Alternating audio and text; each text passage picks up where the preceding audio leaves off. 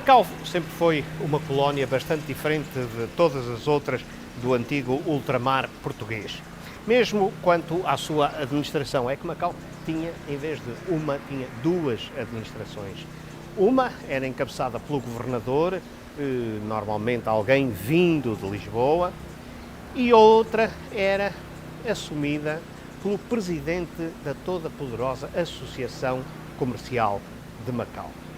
Nos últimos séculos, várias figuras da comunidade chinesa assumiram esse papel, mas no século XX só houve duas que realmente ficaram na história. Uma foi Ouyên, o último líder da comunidade chinesa. A outra foi, durante a primeira metade do século XX, Lou Lim-yok, o dono deste jardim onde estamos. Lou Lim-yok era o rei do ouro, como dizia a imprensa portuguesa ao anunciar o óbito. Nem todos os dias morre em Macau um chinês como o Sr. Lou Lim-yok, comendador da Ordem de Cristo e um dos mais notáveis, diligentes e ricos filhos do Extremo Oriente. Perguntarão os nossos leitores, que não conhecem a vida de Macau, quem era Lou Lim-yok. O recém-falecido era, pelo dinheiro que possuía, o rei do ouro. Como todos os chineses, de uma certa categoria social e mental, era ilustradíssimo, inteligente e de uma persistência tenaz nas suas resoluções. Desaparecido Lim-yok nos anos 30, Macau demorou algum tempo a recompor-se da perda, um compasso de espera que durou até ao final da Guerra do Pacífico.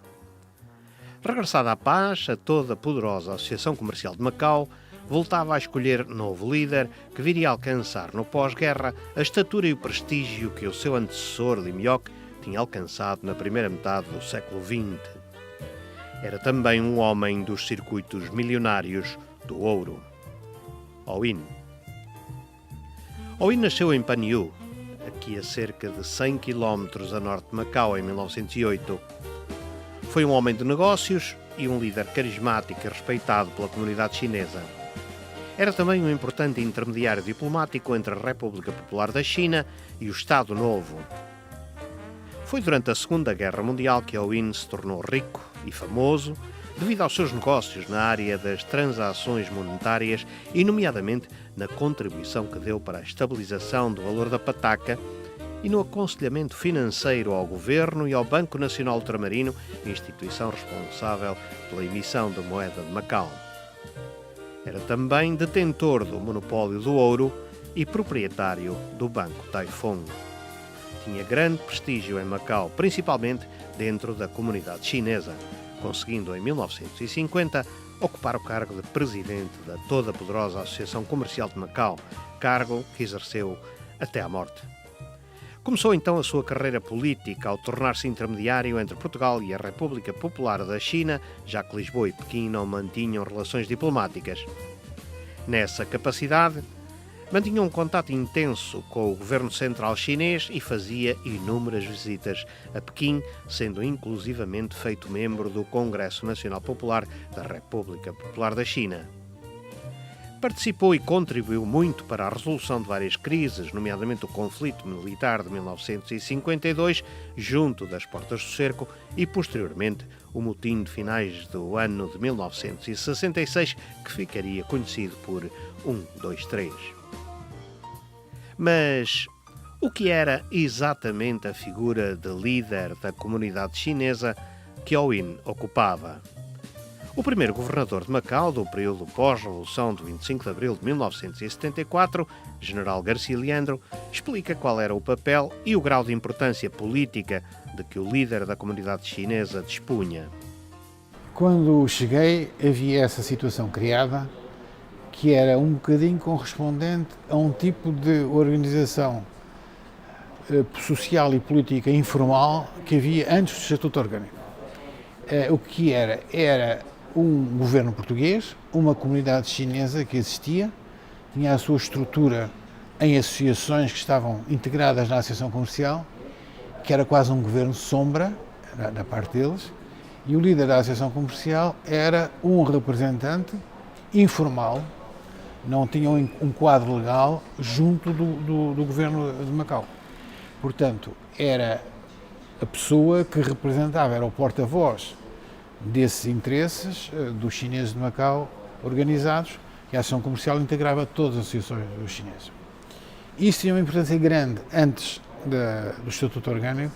Depois o Estatuto Orgânico não se alterou, mas perdeu, porque o Estatuto Orgânico e a Assembleia Legislativa, embora eu tivesse cuidado de nomear o Sr. Aoun como deputado por mim nomeado, nesse sentido de ser o representante, mas depois com muitos representantes na Assembleia Legislativa, a figura, a importância do representante da comunidade chinesa perdeu algum significado, mas não alterou essa relação, essa história, essa tradição do representante. Era um porta-voz da comunidade chinesa. Agora, em termos políticos puros, em termos jurídicos formais, perdeu alguma importância.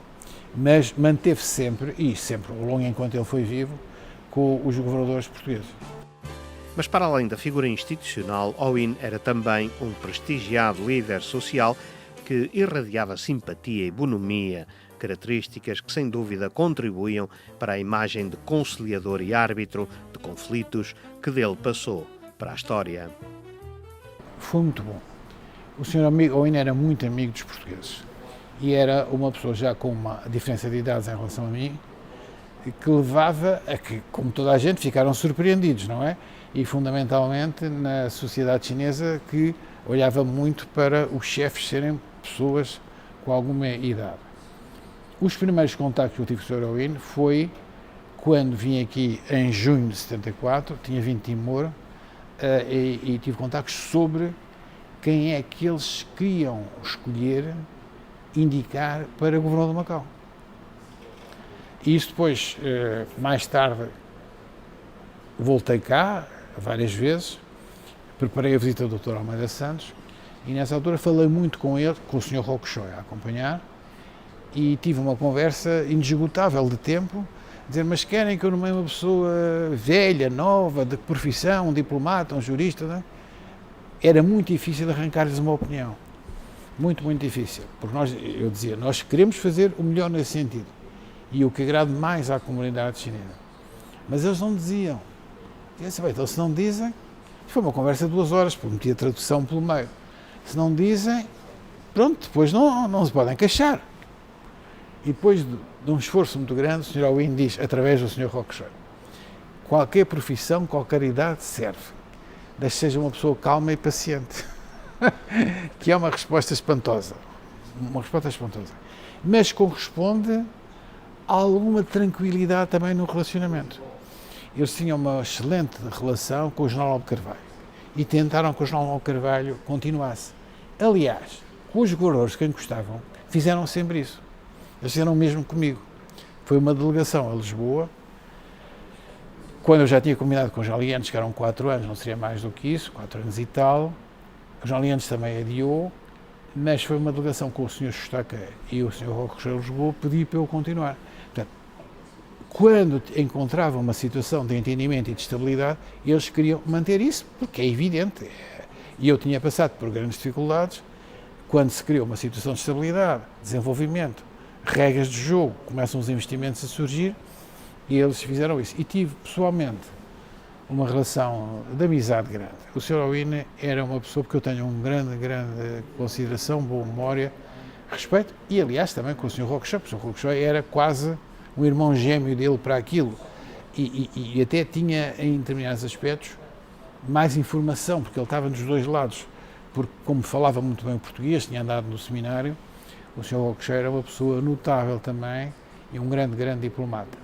Aconteceu que, nessas muito longas conversas que eu tive com o Sr. Aoun, pelo menos uma vez por semana, se não mais, ele um dia disse-me, sabe qual foi o pior momento da minha vida? Foi quando foi a crise das Portas do Cerco de 1952, em que morreu um soldado de Moçambique, que eu fui ao lado de lá resolver a crise. E não sabia o que é que me ia acontecer. Fiz testamento. Portanto, eu mantive essa relação que foi muito forte, muito amiga, muito construtiva, muito útil, com uma grande franqueza e, portanto, é o que eu lhe posso dizer. Não sei. Owen foi o último líder da comunidade chinesa de Macau. Faleceu vítima de cancro em 1983 com 75 anos de idade. Depois disso, Macau entrou no processo de transferência da administração de Portugal para a República Popular da China. As circunstâncias mudavam. Owen sai de cena em 1983, pouco antes dos primeiros contactos para o início do processo de transição da administração de Portugal para a República Popular da China. Nesse processo, até então toda poderosa associação comercial deixa progressivamente de o ser e o líder da comunidade chinesa deixa também de ser preciso.